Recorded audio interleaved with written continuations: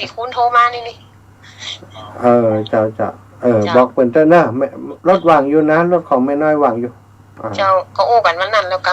แกว่าไปก็ว่าไปดีละเนอะแจ้งติแกเนอะแม่เนอะเจ้าสัตว์ตัวบุญรักษาแม่เจ้าไว้เจ้าสำหรับญาติโยมที่จะไปด้วยกันเมืองฝางเนอะวันที่24ที่จะถึงนี้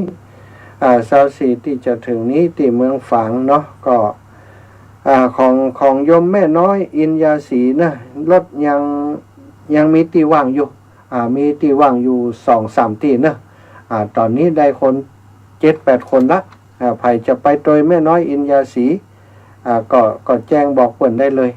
แจ้งบอกเปิ่นได้เลยเดี๋ยวจะบอกเบอร์โทรให้นะเบอร์โทรแม่น้อยอินยาศรีนะหรือว่าโทรมาที่อาตมานี่ก็ได้อาตมาจะแจ้งโยมแม่เองเนาะ9157แต่กี้เปิ่นโทรมา2 สายแล้วมันถ้าจะลุดไปยังได้มาฮู้เพิ่นนะมีอะไรไหมโอเคไม่รับศรัทธาญาติโยมเอาละเนาะก่อนเรื่องราวของการไปเมืองฝางก็คือไปร่วมบุญอายุวัฒนมงคลเนาะของหลวงปู่ท่านพระครูสุจิตานุรักษ์ไปมุทิตากับครูบาอาจารย์หลวงปู่แล้วก็ไปไปให้กำลังใจไปช่วยเหลือวัดที่เปิ่นถูกไฟไหม้เนาะวิหารพระหลักแห่งที่ถูกไฟไหม้ตอนนี้ก็กำลังรื้อเพื่อจะบูรณะปฏิสังขรณ์ให้กลับมาใช้งานได้ตามปกติพื้นอาคารด้านบนเนาะที่เป็นพื้นวิหารนะก็คงจะต้องซ่อมแซมแล้วก็หลังคาสะปะอยู่ศรัทธาจะได้ไปพอว่าเปิ่นดำเนินการอย่างใดแล้วลักษณะของไฟไหม้เป็นอย่างใดแล้วก็จะไปพบปะกันพี่น้องต่างเมืองฝางเนาะก็จะได้ไปหากันอีกนะไปให้กำลังใจซึ่งกันและกันเพราะครูบาหลวงปู่หลวงพ่อท่านพระครูสุจิตานุรักษ์เปิ่นจัดได้การก็มาถึงลำปางศรัทธาญาติโยมก็ฮู้จักมักคุ้นเปิ่นเป็นอย่างดีของอาตมาภาพที่จะเดินทางญาติโยมที่จะเดินทางไปด้วยกันจากลำปางนั้นไปอยู่ 2-3 คันรถตู้เหมือนกันเนอะที่เมืองปานนี้ก็ไปที่ตำบลแจ้ซ้อนไป1 คันรถตู้เนาะโยมแม่คำนวณบ้านดินดำโยมป้าหมอสะอาดเขาสะอาดบ้านแจ้ซ้อนหลวงตำบลแจ้ซ้อนแล้วก็ตำบลเมืองปานนี้จะไปโดยรถกันเดียวกับอาตมาก็จะฮับโยมติดโต๊ะค้างอยู่พี่น้องตังบ้านโทกหัวช้างเนาะโทกหัวช้างแล้วก็บ้านหัวต้งแล้วก็บ้านสีหมวดเก้าในเวียงแล้วก็ตีเมืองปานจะเอาไปด้วยกันกับคณะเดียวกันกับอาตมาเจริญปอนอีแม่จากทางใดเอ่ยดีแล้วแม่ติดละเจ้าแม่จากไหนฮัลโหลจากไหนอีแม่ฟังจากโทรศัพท์ให้เนอะอีแม่เบาวิทยุก่อนแม่เขาขายได้เจ้าว่ายังไงแม่จ้าจนไปวันที่เขาปีเนี่ยเจ้า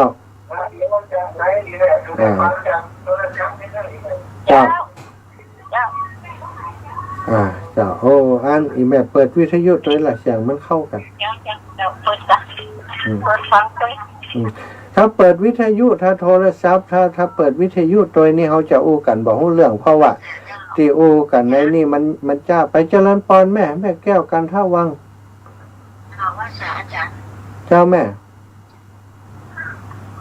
จะไปพูดยาจะไปพูดแม่ไปเมืองฝางวันที่24เจ้าแม่พี่ยายยังก็ได้รู้สึกกลางท่านมาได้แม่นะคะบ่เป็นอย่างไว้หันก่อนวันที่9นี่ป้ากันอยู่ก้าวันที่9ปีใหม่เมษายนนี่แต่มันก็สบายเจ้าจำเป็นอย่างอีแม่ถ้าเขามีโอกาสไปหาแม่เขาจัดยังห้องใหญ่ร้อยเลยเจ้าเมืองฝั่งนะเจ้าได้ส ถ้าแม่นี่ก็แม่แม่ใหญ่ เจ้า มันจะไม่ได้ปล่อย เจ้า จะไม่ได้ปล่อยเนาะ เจ้าแม่ได้จดชื่อไว้เนอะ เจ้าซี่แม่จะไปโรงยาสำหรับ เจ้าเดี๋ยวจะจดชื่อไว้เจ้าสาธุเจ้ายาย เจ้าไม่แสบเด้อถ้าจะได้ก็แม่โทรมาใหญ่เด้อ เจ้าแม่สาธุสาธุเจริญพรโยมแม่บัวคำเทพศิริเจริญพรแม่ครับแล้วเจ้า บอกเช้าในครั้งนี้ลูก อ๋อเจ้าอีแม่สาธุสาธุดีขึ้นแล้วเนาะ ในครั้งนี้โคตรร้ายเจ็บ อ๋อมันติดแหละมันซ่อนกันเนาะสายมันเข้าหลายไหม อ๋ออันแฟนกับแม่ก็พาเพื่อเดียวลูก แม่ฝากแล้วล้อเมืองฝากแม่ฝากไว้เล เจ้าย เจ้า ไปแล้วเจ้า โคตรร้ายฟังกับติด อ๋อเจ้าเป็นอย่างเนาะ เดินทางปลอดภัยลูกเด้อ เจ้าวันที่24พุ่นไหมวันผูกนี่ไปบิณฑบาตแห่งวันอยู่วันที่24พุ่นไปเจ้า อ๋อเพราะวันจันทร์หน้ามาที่วันแม่เด้อ เจ้าแม่เจ้าสัตว์ทุนนะแม่นะบุญรักษานะอย่านะ เจ้า เจ้าโอ้แม่อย่าดีขึ้นแล้วสุขภาพบดีหกล้มเจริญพรแม่ยายพรร่วงวัวแดง น่าจะฝากเจ้าต้องหา เจ้าแม่ยายพร ถึงจะได้เชี่ยวๆไง ถุงกระดาษเชี่ยวๆอะไรเงี้ยมันยังเชี่ยว ถ้าถึงจะได้หรอ ๆอ๋อภาพถุงกระดาษอ๋อเจ้า จ้างขับถึงจะได้ด้วย โอ้ดีกะทำธุรกิจร่วมเดียวนี่ทำธุรกิจพับถุง อย่างเราจ้างเยอะนะ เจ้าดีเตะเนี่ยกันไปตัวฟังไปตัวเนาะ เจ้า เจ้าสัตว์ทุขอบคุณแม่ยายพรเนอะ จะไปพูดไม่ที่อย่างที่เขาคิด วันที่24ไปเมืองฝางวันที่9ไปดำหัว ขอมาเดินทางปลอดภัยเนอะ เจ้าแม่ยายพรก็อยู่ดีมีสุขเนอะ เด็กเด็กวัยเด็กไทยอย่างเธออยู่ดีมีชุก เจ้า เดินโยมมัน เจ้าสัตว์ทุขอบคุณแม่ยายพร มาจะตานเจ้า ขอบคุณเอ้าเจริญพรแม่สายทองบ้านห้องลำปูน เจ้า เจ้าแม่ เป็นทองไปส่งทองไปแล้วนะหลวงพ่อแล้วมาถึงแล้วกันนะ โอ้เจ้าแม่ส่งไปแล้วเนาะเจ้าได้กลับถึงแล้ว 200 เจ้าเอาตามบัญชีเพิ่นนั่นแหละแม่ถึงอยู่แล้วเนาะ เจ้าแล้วมองกันนาไปเนอะไปเจ้าขอบคุณอีแม่หลายๆเนาะร่วมบุญร่วมกุศลด้วยครูบาอาจารย์เพิ่น คนใดได้ได้ห้องคนเนาะ เจ้าแม่มีหยังแบ่งปันก็วันนี้ แต่ความบุญเป็นไม่เจอมันถึงหมดเสียหายได้เป็นไม่สบายนุ่งเรืองเป็นหน้าทำบุญกันเจอของเราเจ้าข้าเลย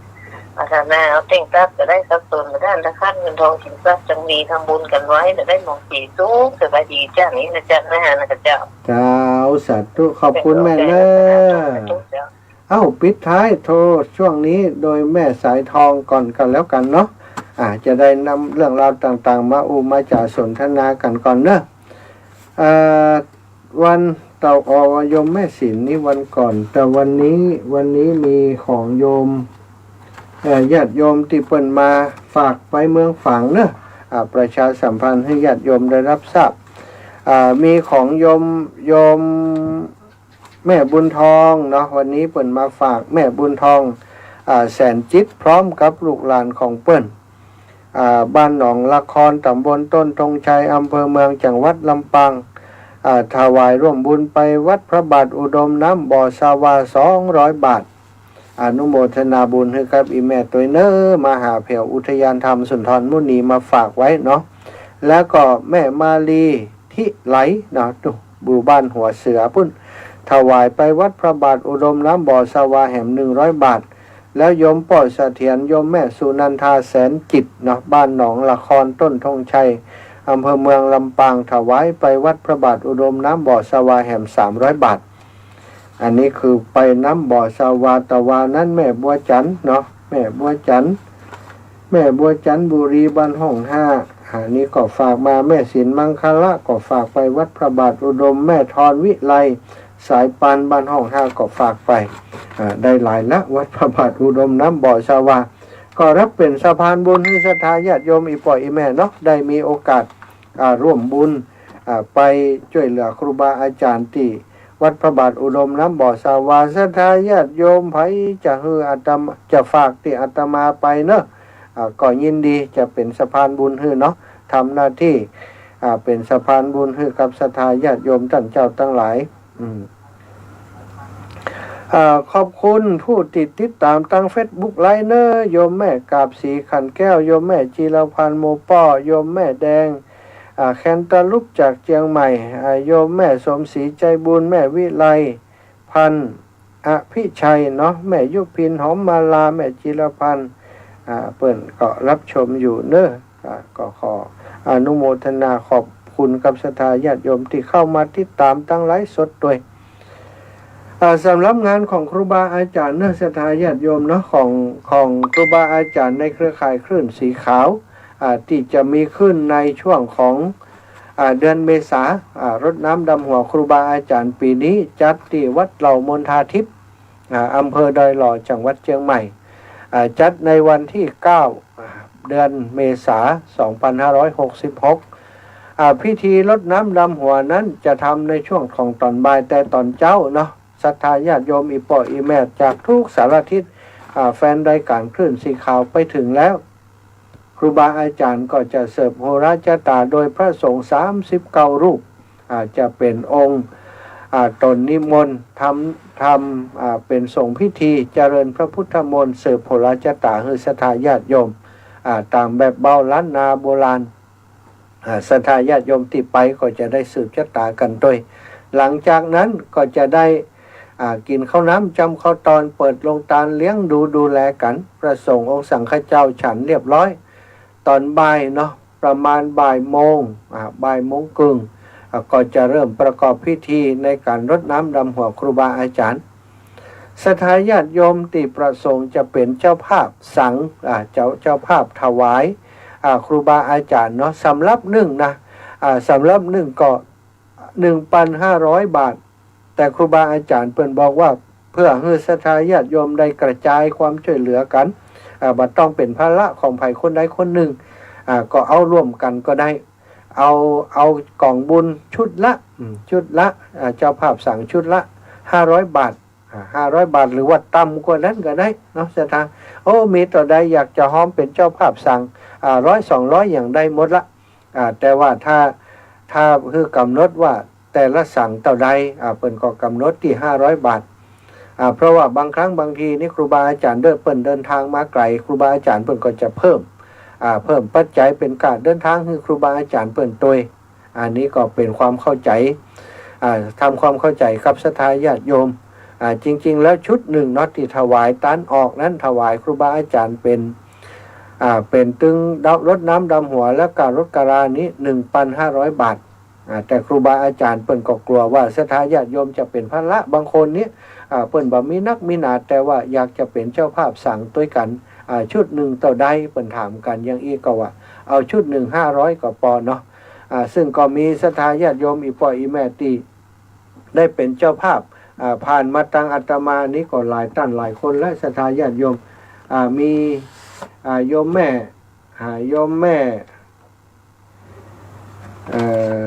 อันนี้บ่ได้จดนี่ค่ะโยมแม่นางคำอ้ายเนาะบ้านสันสลี1 ชุดแล้วก็แม่ซิมมุนแก้ว1 ชุดแม่น้อยอินยาศรี1 ชุดแล้วก็แม่คำแต้มคม1 ชุดเนาะอาตมาภาพก็เป็นเจ้าภาพ1 ชุดแล้วท่านอื่นๆก็มีอีก 2-3 ชุดเนาะที่อาตมาจดไว้บ่ได้เตรียมไว้ศรัทธาญาติโยมจดไว้แล้วเหมือนกันนะเดี๋ยวก็วันอื่นก็ประกาศประชาสัมพันธ์ให้ศรัทธาญาติโยมได้รับทราบภัยจะร่วมด้วยช่วยกันในการเป็นเจ้าภาพนะเพราะว่าครูบาอาจารย์ที่มาจัดรายการอยู่ในคลื่นสีขาวของเฮานั้นศรัทธาญาติโยมก็บ่ได้มีกะจ้างรางวัลบ่ได้มีกะการเทศน์การทำแต่ประการใดเนาะมาจัดกันด้วยลักษณะของการเผยแพร่ด้วยลักษณะของจิตอาสามาทำหน้าที่มาช่วยเหลือการงานกันตรงนี้ พื่อจะเปิดโอกาสให้ศรัทธาญาติโยมอีปออีแม่ตั้งหลายอยู่ตั้งบ้านตั้งจองได้ฟังน้ำฟังธรรมด้วยกันตั้งลำปางของเฮานี่ก็หลายรูปหลายองค์ที่จัดได้การอยู่ด้วยกันในขณะนี้อย่างเช่นท่านอาจารย์พระมหานพดลสุวรรณเมธีปกติชั่วโมงนี้ชั่วโมงที่ผ่านมาและชั่วโมงนี้ก็เป็นรายการที่ท่านอาจารย์เปิ่นจัดอยู่เป็นประจำถ้าวันนี้เปิ่นบัดติดภารกิจในการอบรมเป็นวิทยากรให้กับหน่วยงานราชการที่ไปจัดกิจกรรมที่วัดของเปิ่นก็จะมาพบปะกับศรัทธาญาติโยมศรัทธาญาติโยมอีปออีแม่ตั้งเจียงใหม่เจียงไฮ้ตั้งวังเหนือก็จะได้ฟังน้ำเนียงเสียงธรรมจากเปิ่นแต่วันนี้เนาะติดภารกิจเป็นพระวิทยากรก็เลยมาบ่ได้อาตมาภาพก็มาแต่เดี๋ยววันอื่นเนาะถ้าวันพรุ่งนี้ท่านอาจารย์เปิ่นสะดวกก็จะให้เปิ่นเข้าเปิ่นเข้าแทนอาตมาก็แต่ว่าขยับเวลามาเป็น15 ถึง 17 นาฬิกาพรุ่งนี้อาตมาภาพก็จะเข้ารายการแต่ท่านอาจารย์ท่านพระครูสิริธรรมบัณฑิตโดย15 ถึง 17 นาฬิกาวันพฤหัสบดีศรัทธาญาติโยม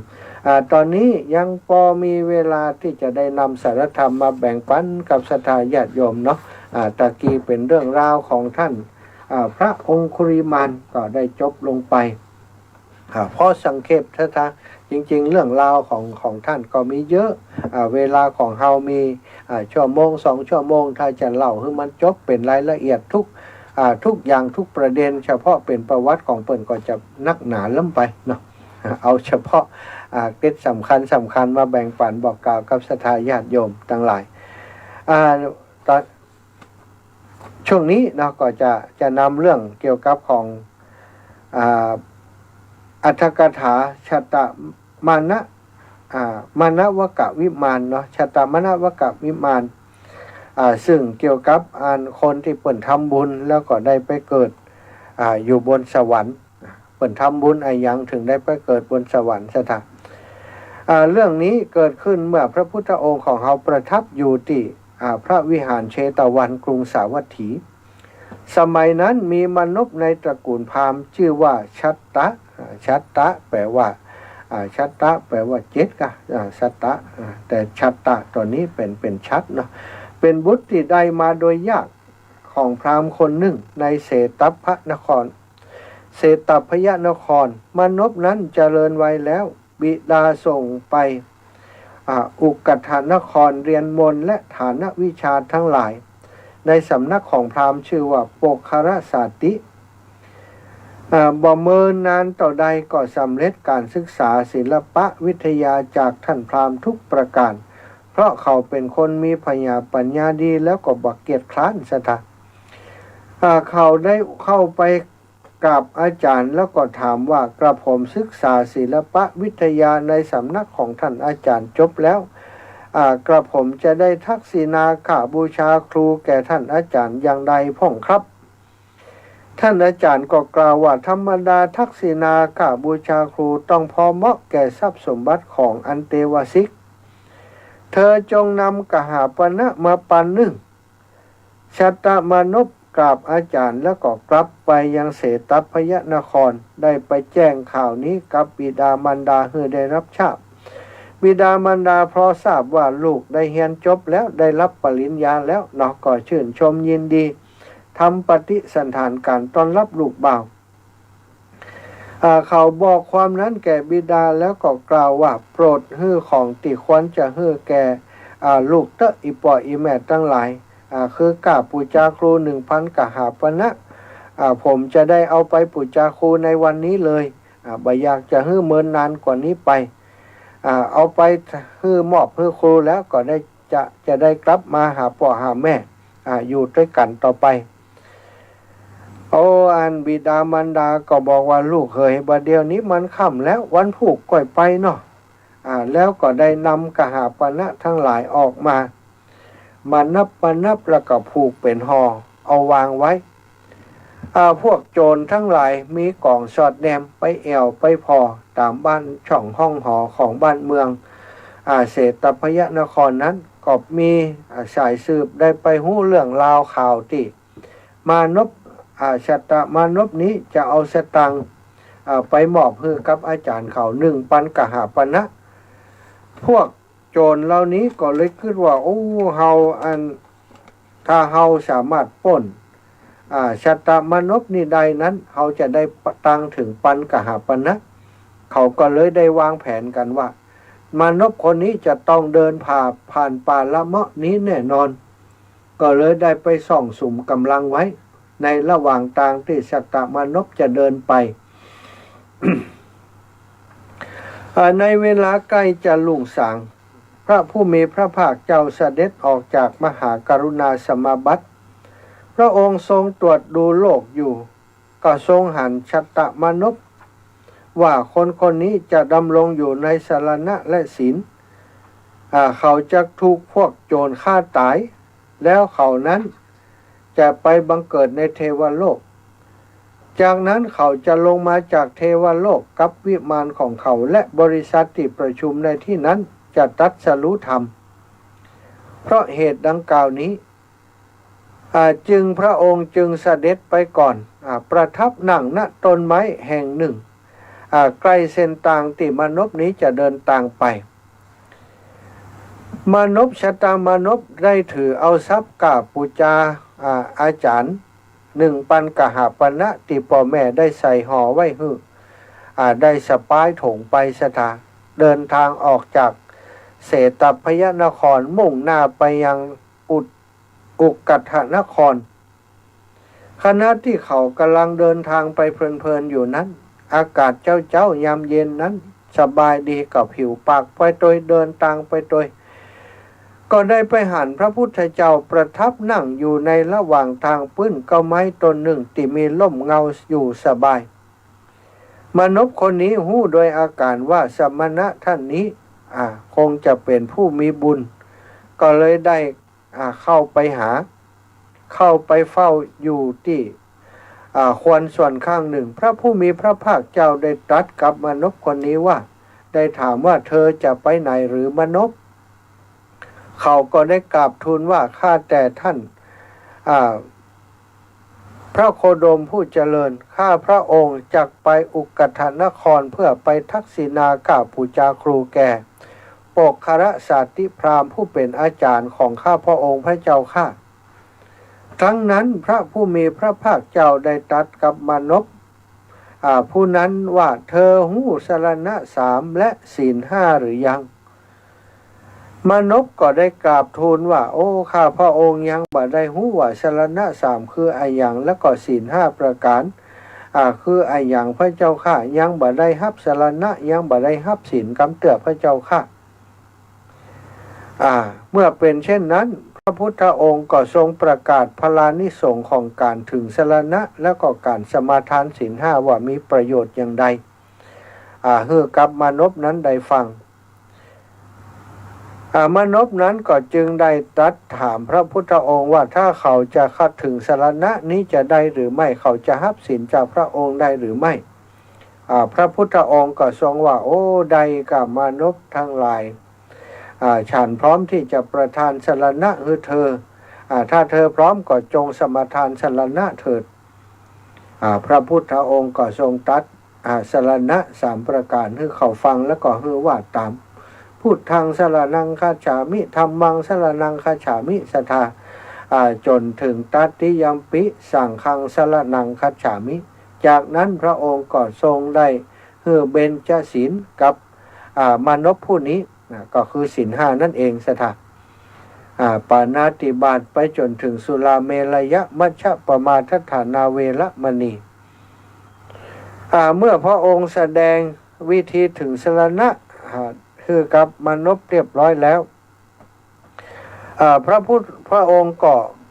ได้เสด็จดำเนินไปเนาะเมื่อมนุษย์คนนี้ได้ถึงสิกขาบททั้ง5ตั้งแต่ต้นถึงงานสุดท้ายแล้วก็ได้ทราบพลานิสงส์ของการถึงสรณะ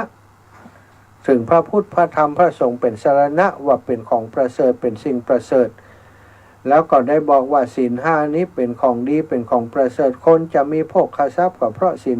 5คนจะไปสู่สุคติโลกสวรรค์ก็เพราะศีล5แม้กระทั่งคนที่จะนิพพานได้ก็ขาดศีล5นี้บ่ได้สถา พระองค์เมื่อได้ตรัสศีลห้าแล้วก็อนุโมทนาให้กับมานพนี้เรียบร้อยมานพนี้ก็เป็นผู้ที่มีจิตเริ่มใส่ตั้งอยู่ในสรณะทั้งหลายด้วยความเป็นผู้มีจิตตุปบาทเป็นไปว่าข้าพเจ้าเข้าถึงสรณะดังนี้แล้วโดยกำหนดคุณของพระรัตนตรัยและก็ตั้งอยู่ในศีลทั้งหลายโดยอธิษฐานศีลห้าตามในที่พระภูมิพระภาคตรัสไว้นั่นแหละคณะที่เขากำลังเพลิดเพลินจำเริญใจเดินไประลึกถึงพระพุทธคุณพระธรรมคุณพระสังฆคุณแล้วก็ปิติอิ่มอกอิ่มใจในบุญที่ตัวเองได้สมทานศีลทั้งห้าเกิดความปิติซาบซ่านในจิตในใจเดินลำพึงลำพันระลึกถึงคุณของพระรัตนตรัยตามในที่พระพุทธเจ้าได้ประทานขณะนั้นเองพวกโจรที่ซ่องสุมกันอยู่ระหว่างทางหันมานพนั้นเดินไปบ่ได้ใส่ใจสังเกตการมาของพวกโจรเหล่านั้นกำลังเดินระลึกถึงคุณพระรัตนตรัยอย่างเดียวอยู่นั้นโจรคนหนึ่งซึ่งซ่อนอยู่ในระหว่างพุ่มไม้ได้เอาลูกศรอาบยาพิษยิงมาติอกของมานพผู้นี้ทำให้เขาได้สิ้นชีวิตไปในทันทีทันใดจากนั้นก็ปากันแย่งเอาหอกหาปณะจากมานพคนนั้นที่ล้มตรงไปตายตรงนั้นแล้วก็หลีกไป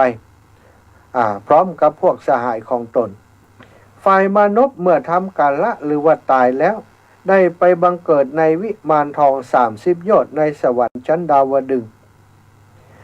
เป็นเหมือนกับคนที่หลับแล้วตื่นขึ้นมาพอตื่นขึ้นมาปุ๊บมีนางอัปสรเป็นปันแวดล้อมมีอัตภาพประดับโดยเครื่องประดับมีประมาณ60 เล่มเกวียนรัศมีของวิมานนั้นแผ่ไปกว้างถึง20 โยชน์สถานครั้งนั้นพวกมนุษย์ชาวเสตพยนครเห็นมนพทำกาละแล้วจึงได้ไปเสตพยนครบอกคือแก่บิดามารดาของมนพนั้นพวกชาวบ้านอุกทะก็ได้ไปอุกทะนครบอกข่าวแก่โปกคละสาติพราหมณ์บิดามารดาของมนพนั้นพวกญาติและมิตรและโปกคละสาติพราหมณ์พร้อมโดยบริวารมีน้ำตาไหลอาบนาร้องไห้ไปในประเทศนั้นไปในสถานที่ที่ชัตตมานพได้เสียชีวิตส่วนมากชาวเสตพยนครชาวอุกทะและชาวอิชานังคละก็ปากันไปประชุมในที่นั้นครั้งนั้นพระภูมิพระภาคเจ้ามีพระดำริว่าเมื่อเฮาไปสัตตมนพเทพบุตรจะมาปรากฏตัวเขาจะคือเขาผู้มาแล้วกล่าวถึงกรรมที่ทำไว้คือทำผลของกรรมคือประจักษ์แล้วเขาจักแสดงธรรมแก่มหาชนคนทั้งหลายจักตัดสรุธรรมโดยอาการอย่างนี้คันพระองค์มีพระดำริอย่างอีแล้วพร้อมโดยพระภิกษุหมู่ใหญ่เสด็จไปยังประเทศนั้นประทับนั่งเปล่งพระพุทธรังสีมีฉัพพันนรังสี6 ประการณโคนต้นไม้แห่งหนึ่งครั้งนั้นแม้ชัตตมานพเทพบุตรตรวจดูสมบัติของตนทบทวนเหตุแห่งสมบัตินั้นหันการถึงสรณะและการสมาทานศีลของตัวเองเกิดความประหลาดใจว่าเขาได้สมบัติเหล่านี้จากการถึงสรณะถึงพระพุทธเจ้าพระธรรมพระสงฆ์เป็นสรณะแล้วจากการที่เขาสมาทานศีลนี้เองเกิดความปิติใจเกิดความประหลาดใจเกิดความเลื่อมใสมากในพระภูมิพระภาคเจ้าคิดว่าเขาจักไปถวายบังคมพระภูมิพระภาคเจ้าและไหว้พระภิกษุสงฆ์ในบัดนี้แหละเมื่อดำริคิดอย่างอีแล้วก็จักทำคุณพระรัตนัยให้ปรากฏให้แก่มหาชนเทพบุตรอาศัยความเป็นผู้กตัญญูกระทำประเทศแห่งป่านั้นทั้งหมดให้มีแสงสว่างเป็นอันเดียวกันมาพร้อมกับวิมานลงจากวิมานปรากฏองค์ฮือหันพร้อมโดยบริวารหมู่ใหญ่เข้าไปมอบถวายบังคมด้วยเสียงเก่าแทบพระยุคลบาทของพระศาสดาพระสัมมาสัมพุทธเจ้าแล้วยืนประคองอัญชลี อยู่บ่ไกลนักมหาชนตั้งหลายก็ได้หันดังนั้นมีความประหลาดอัศจรรย์ใจว่านี่ไผเนาะเทวดาหรือพระพรหมพากันเข้ามาแวดล้อมพระผู้มีพระภาคเจ้าพระผู้มีพระภาคเจ้าเพื่อจะกระทำบุญกรรมที่เทพบุตรนั้นกระทำไว้คือปรากฏได้ตรัสถามเทพบุตรนั้นไปว่าพระอาทิตย์ในท้องฟ้าก็บ่สว่างพระจันทร์ก็บ่สว่างดาวฤกษ์พุทธะก็บ่สว่างวิมานนี้มีรัศมีสว่างมาก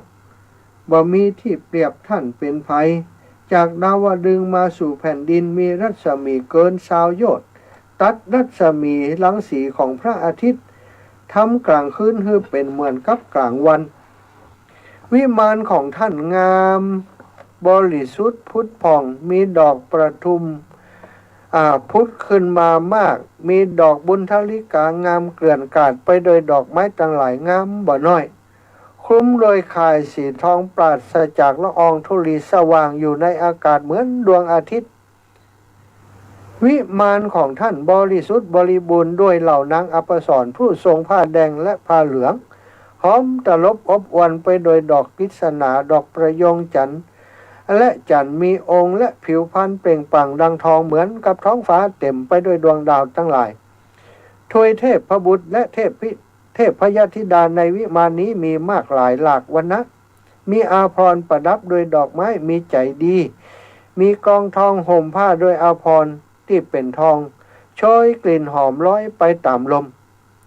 นี่เป็นวิบากแห่งการสำรวมการกระทำอายังท่านจึงได้เกิดวิมานนี้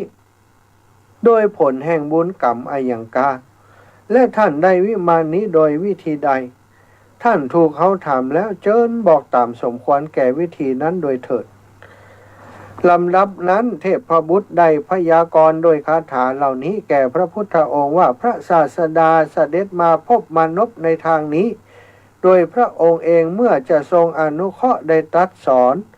แล้วสัตตมนุษย์ฟังธรรมของพระองค์ผู้เป็นรัตนะอันประเสริฐได้กราบทูลว่าข้าพระองค์จะกระทำตามพระองค์ตรัสสอนว่าเธอจงเข้าถึงชินวรผู้ประเสริฐทั้งพระธรรมและพระสงฆ์เป็นสรณะข้าแต่พระองค์ผู้เจริญที่แรกข้าพระองค์ได้กล่าวว่าบ่ฮู้แต่ภายหลังได้กระทำตามพระดำรัสของพระองค์อย่างนั้น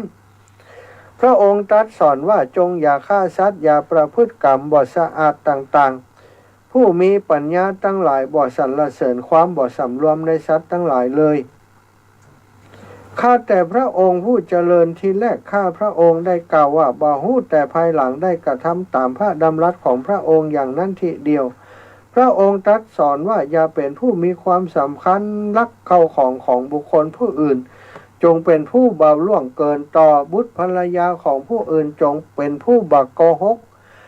กล่าวพูดคำหยาบพูดเพ้อเจ้อพูดเท็จจงเป็นผู้ที่บ่ดื่มสุราเมลัยข้าพระองค์ได้สมทานสิ่งเหล่านั้นทั้งปวงสมบัติทั้งหลายเหล่านี้เกิดขึ้นแก่พระองค์โดยเหตุอย่างอีพระเจ้าข้าเทพพบุตรผู้นั้นเป็นผู้กตัญญูเมื่อแสดงความบ่อิ่มด้วยดีของการเข้าใกล้และฟังธรรมของพระพุทธเจ้าจึงกล่าวคำนั้นทั้งหมดด้วยประการฉะนี้ครั้งนั้นพระพุทธเจ้าทรงตรวจดูอัธยาศัยของเทพบุตรและบริษัทที่ประชุมกันในที่นั้นแล้วพระองค์ทรงได้แสดงอนุปุพิกถาทรงทราบว่าชนนั้นมีจิตสงบจึงทรงประกาศพระธรรมเทศนาที่ทรงยกขึ้นแสดงเองโดยอริยสัจสี่เมื่อจบเทศนาแล้วเทพบุตรและบิดามารดาตั้งอยู่ในโสดาปัตติผลและมหาชนหมู่ใหญ่ได้ตรัสรู้ธรรมเทพบุตรนั้นตั้งอยู่ในปฐมผลเมื่อจะประกาศความเคารพของตนในมรรคชั้นสูงและที่จะบรรลุมรรคนั้นมีอานิสงส์มากจึงกล่าวคาถาสุดท้ายโดยเนื้อความคาถานั้นว่าชนทั้งหลายเราใดดำรงอยู่ในศาสนานี้ย่อมละคือย่อมถอนกามราคะคือขาดปเหลือเลยชนเหล่านั้นย่อมบ่ต้องนอนในคันอีกเพราะถอนโอลัมภาคยะสังโยชน์ได้แล้วอันหนึ่งชนเหล่าใดละโมหะเพิกถอนได้โดย ประการทั้งปวงชื่อว่าละภาวะราคานุสัยได้โดยจึงบ่มีคำที่จะต้องกล่าวว่าชนเหล่านั้นย่อมต้องการในนอนในขันอีกเพราะเหตุใดเพราะถึงปรินิพพานดับทุกข์เป็นผู้เย็นสนิทแล้วเทพพบุตรนั้นเมื่อจะประกาศความที่ตนถึงพระอริยะเจ้า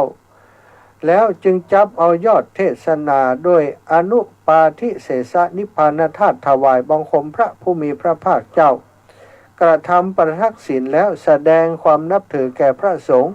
ลาบิดามารดากลับเทวโลกตามเดิมแม้พระศาสดาก็ลุกจากพุทธอาฏแล้วก็เสด็จไปพร้อมโดยภิกษุสงฆ์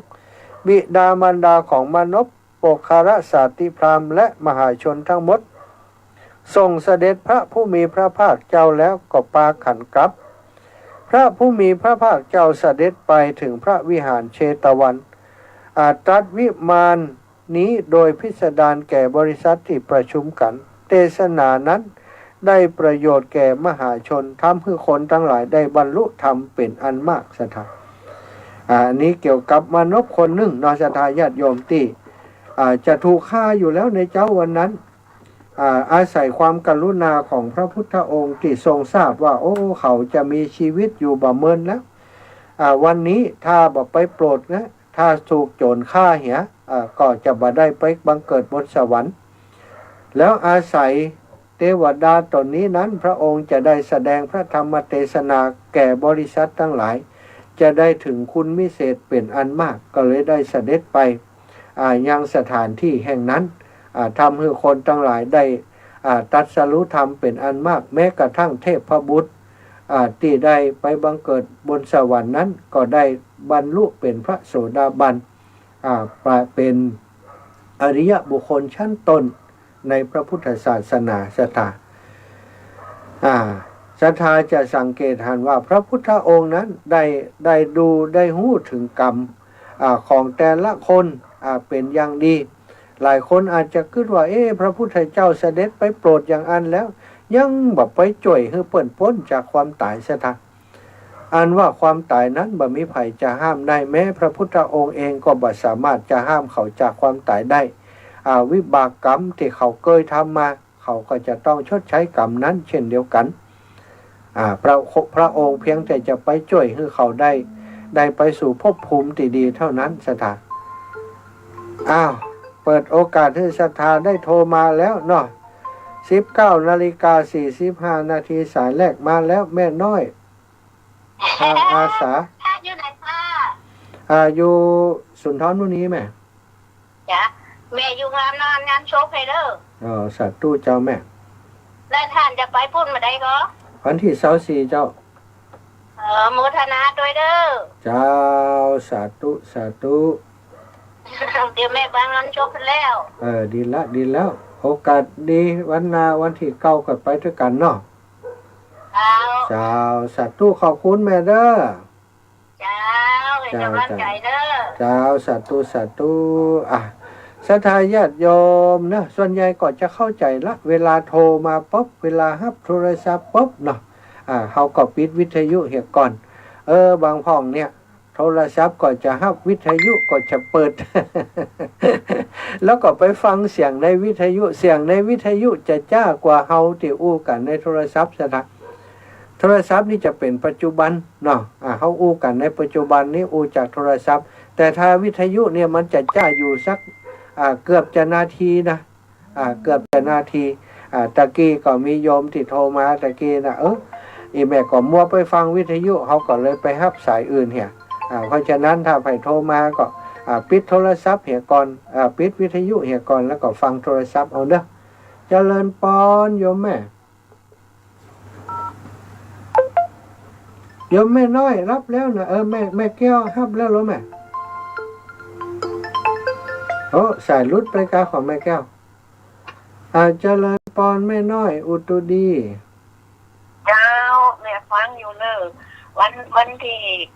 9 เดือนหน้าแหละเจ้าแม่9 เดือนเมษาแม่เจ้าเดี๋ยวแม่จะถาม2พี่น้องกันก่อนเจ้า9 เมษาไปหลายอยู่เจ้ากับแม่อัน อย่างก็ เจ้า ในแก้วสีแก้วนะเจ้า เจ้าเจ้าถ้านั้น ถ้ามีรถก็ไปอยู่ เจ้าแม่ มีรถนะก็ เจ้าเจ้าไม่ยากไม่ยากรถนี่ก็มีรถตู้ไปกันหลายอยู่แม่เดี๋ยวก็ติดตามกันไปนะครับเพราะมันเป็นทางผ่านไปเชียงใหม่เจ้าเจ้าสัตว์ตัวเนื้อแม่เน้อเจ้าแม่ เจ้าอ้าวเจริญปอนแม่เอ้ยบ้านใหม่วังมนเจริญปอนนี่แม่ ไปสาเจ้า ครับแล้วแม่เอ้ยบ้านใหม่วังมน เจ้าพน้ากระถาจะได้ไปเอวอยู่เจ้า วันนาไหนนาวันที่เก้าล่ะ เจ้ามันก็ไม่แก้วแล้วอ่ะ โอ้ดีวันที่เก้านี่เพราะไก่เนาะเชียงใหม่นี่มันไร เจ้า เจ้า แล้วก็ได้ไปกับอูกันแล้วอ่ะ เจ้า ไปถึงแล้วไอ้น้องทหารรถนี่ว่ะอันแบบว่าหวังงดคนนี่ เจ้าดีละวังเหนือไปกันหลายก้าอีแม่วันที่เก้านะโยมแม่บัวเร็วแรงจริงก็ไปถ้าจะได้เดี๋ยวเขาจะฝากไปถ้าจะได้หลายกันอยู่วังเหนือเจ้า แต่ก็ได้อันหนังสืออันข่าวช้อของทำเสน่ห์การหลงแต่ เดี๋ยวต้องถามที่ท่านเสน่ห์การหลงเนอะแม่เนอะเดี๋ยวจะถามให้เนอะ เจ้าถ้านี่มาถ้าแม่ได้ไปทั้งฝุ่นเราไปฝุ่นกันได้กับเจ้า เจ้าได้กะ เจ้ากับเจ้า สาธุ วันนี้ละเจ้าจ้า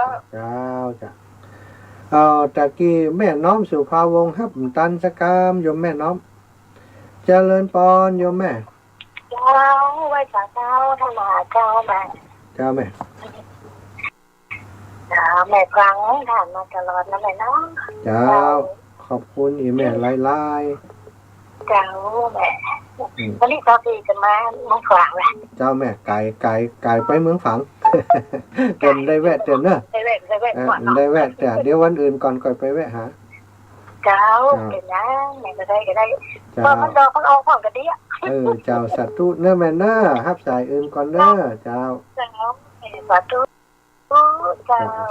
สาธุบุญรักษาโยมแม่เจริญปอนโยมแม่น้อมสุภาวงศ์ เจ้าจะได้อยู่ไหน อยู่ลำปางอยู่สุนทรมุกนี นึกว่าอยู่กุฏิหลังนั้นอยู่อีก กุฏิสีแดงนั่นกะ เจ้าจมูกเด้อที่เป่งเนื้อนานเนี่ยเพื่อนจับด้วยเต่ามานะจับกันมาห้านเจ้า อีป่อนะกะป่อหลวงทรงนะกะป่อหลวงทรงกับสถานะกะบุญแปลงเฮ้อปินตาเปียกอันนี้เจ้าหมูกันกะ เจ้าหมู่การเข้าเรียนขึ้นแล้วโดยบ้านแอนน้ำท่วมแล้วเจ้า โอ้เนาะอีป่อทรงปินตาเปียกเจ้าหมูอีแม่เนาะวันที่เก้าก็ไปป้าเจ้าหมูเนอะวันที่เก้านี่นะวัดเหล่ามณฑานะ เจ้าสาธุเด้อ สาธุอีแม่ไปป้ากันเด้อบุญรักษา เจ้า เจริญปอนโยมแม่เรือนแสนต่อหมื่นต่อหมื่นแสนต่อ ไปสาธุ เจ้าอีแม่ เจ้า เจ้าฟังอยู่เนาะ เจ้า อากาศร้อนก็ตั้งวังเหนืออากาศร้อนวังเหนือโอ้ลำปางร้อนปัดโตถ้ากลางคืน ขนาดนั้นอ่ะ ค่ะแกกลางคืนนี่ตีหนึ่งตีสองลุกมาส่งน้ำอยู่อีแม่เฮ้ย ได้จ้ะ สาธุเนอแม่เนอบุญรักษาขอบคุณที่โทรมาเป็นเพื่อนกันให้กำลังใจกัน กำลังใจนะเจ้า สาธุเจ้าเจริญปอนโยมแม่นวลเทพเสด็จ เจ้าวันศาสตร์เจ้า วันนี้ออกรายการกับเจ้า วันนี้ออกเตือนท่านอาจารย์พระมหานพดลแม่ หน้าแม่เปิดโถเนี่ยท่านลูกออกรายการกันนี่เนาะ เจ้าแม่ก็เป็นวัดนะวันนี้นะ2 วันแล้ว เจ้าเดี๋ยวต้นเดือนจะไปช่วยทุลุงแดงเนื้อแม่เด้อวันที่2นี่ก็อย่างวันที่2ต่อทปาวันเตียนน่ะค่ะ บ้านเปียนอยู่ไกลก็แม่อยู่ที่ลายบางสุสีที่ตาทรายน่ะก็ใครกันก็ได้หรอกแต่ลูกจากป่าไม้เข้ามาถึงตาทรายแล้วก็เข้าบ้านเตียนอ่ะเจ้าแล้วบ้านแม่ก็เข้ามาแหมผ่านบางสุสีผ่าน ฟังให้อย่างขึ้นมาน่ะกะ อ๋อจ้าเดี๋ยวจะไปเอาช่วยงานครูบาอาจารย์สาธุนะแม่เด้อ เจ้าจะมาเอี้ยวให้ก็ กำฮู้แต่แม่ถึงวันก่อนเนาะ ถ้าบางทีแม่เขาก็อาจจะไปคนนี้คือพาป่าเขาแป้งหมู่บ้านไหนหมู่ไหนต้นอ่ะ อ๋อดีละ สี่ต้นเจ้า เจ้าสาธุเอาก่อนไปปะกันเนาะ เจ้า เจ้าสาธุเด้อแม่เด้อเจริญพรแม่นิดก่อนสวรรค์บ้านโป่งน้อง เจ้าไว้สาเจ้า จะไปเมืองฝั่งอ่ะ ไปเมืองฝางอีแม่เวียงปะเป้าก็ไปกันจัดลายเหรออีแม่มันไปด้วยเพิ่นกะ บ่ได้ไปหรอก เป็น เพ ยัง ราะว่า เป็นยัง จะไปอันตีอันเนี่ย จะได้ไปหมู่ร้องลูกสาว ไปวันที่เก่าเนาะ ที่ซบมันวัดหนองบัวเนี่ย อ๋อเจ้าพระเจ้าเปิ่นตะกอนเปิ่นเคยเป็นเจ้าอาวาสที่วัดประแดง อ๋อเจ้าแม่ เจ้าถ้าไม่ไปก็จะได้ฝากมันไปหัน เจ้า อนุโมทนาบุญด้วยนะเจ้า สาธุแม่บุญรักษาเนอ สาธุเจ้า เป็นกำลังใจนะเจ้า เจ้าสาธุแม่เอาเจริญพรแม่อุ้ยแก้วบ้านใหม่วังเหนือ แม่มา ว่ายังไดถามแม่ปานีแล้วยัง ทานแล้วเจ้า ไปก่อน แต่เดี๋ยวชอบคนขับรถอยู่อีก เจ้าสาธุ ไปนั่นมีใครขับรถ น่ะกะคนขับรถเขียมเห็นเนาะเจ้าแม่ เจ้า เจ้าสาธุเนอะบุญรักษาขอบคุณแม่แก้วแม่แก้ว โมทนาไปทำอาหารนะเจ้า สาธุเจ้าแม่ขอบคุณหลายๆเจริญพรโยมแม่วันนี้ได้ยินเสียงลูกบางเนาะ แม่เอากำหมอ ฮะ แม่เอากำหมออาจารย์ ได้กะแม่เอามาถึงให้กี่โมง แม่ต้องเอาลูกเมืองฝางมาถึงจะบอกได้อ่ะ ฮะ ถ้าลูกเมืองฝางมาถึงจะบอกอีแม่ได้ก็ว่าจะให้ฮับก่อนแม่ก่อนแหละ เดี๋ยวเรามาคนลูกให้ฝากมาก็ได้แล้วเอายอมไม่ยากออกลงมาเลย ได้เจ้าเนาะลูกเมืองฝางก่อยแวะกันแล้วกัน ฮะ ลูกเมืองฝางมาก่อยแวะเอาเนาะ เจ้าหน้าแม่ใส่ซองมูที่สาวแม่ก็เล่าเลย เจ้าแม่ได้กะเจ้าสาธุ เจ้าสาธุ บุญรักษาโยมแม่แม่แสงล่าเกิดคุณบ้านใหม่วังเจริญแม่แสงล่าเกิดคุณ เจ้าไว้จ่าเจ้าฟังอยู่เด้อ ฟังอยู่กา ไว้วันชบมาจับเปิดจับพอดีเจ้า เปิดจับพอดีจับโทรเลย เจ้าวันชบวันเฮาเนี่ยวันหยานี่ จับโทรพอดีเนาะ เจ้าจับโชว์พอดี ท่านอาจารย์เป็นวิทยากรอบรมเขาอยู่เลยมันได้มา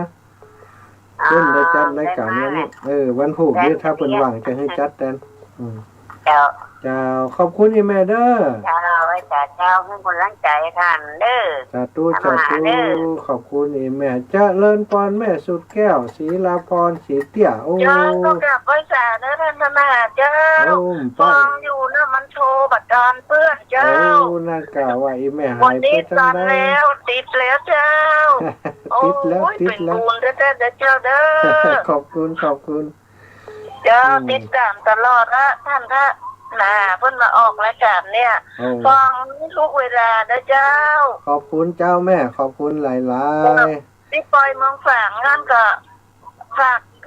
วัดใหญ่ไปอนุโมทนาร่วมโดยหลวงพ่อโดยแล้วเจ้า ดีแล้วแม่ดีแล้วเนอะบุญรักษาแม่เนอะขอบคุณแม่หลาย อนุโมทนาบุญโดยท่านพระมหาโดยเด้อ สาธุ เจ้ากลับไว้สาเด้อสาธุเจ้า สายสุดท้าย0307จากทางใดพี่น้องเฮา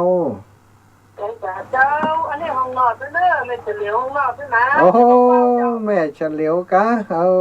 เจ้าอีแม่ ฟังเด้อท่านจะแต่บ่ได้โทรหานะฟังจะถอยอ่ะ เจ้า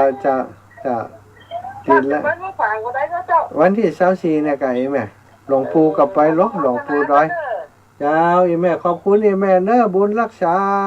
เวลาหมดเวลาแล้วศรัทธาญาติโยมทั้งหลายจัตตารโอธรรมาวัฏันติอายุวันโนสุขังพระลัง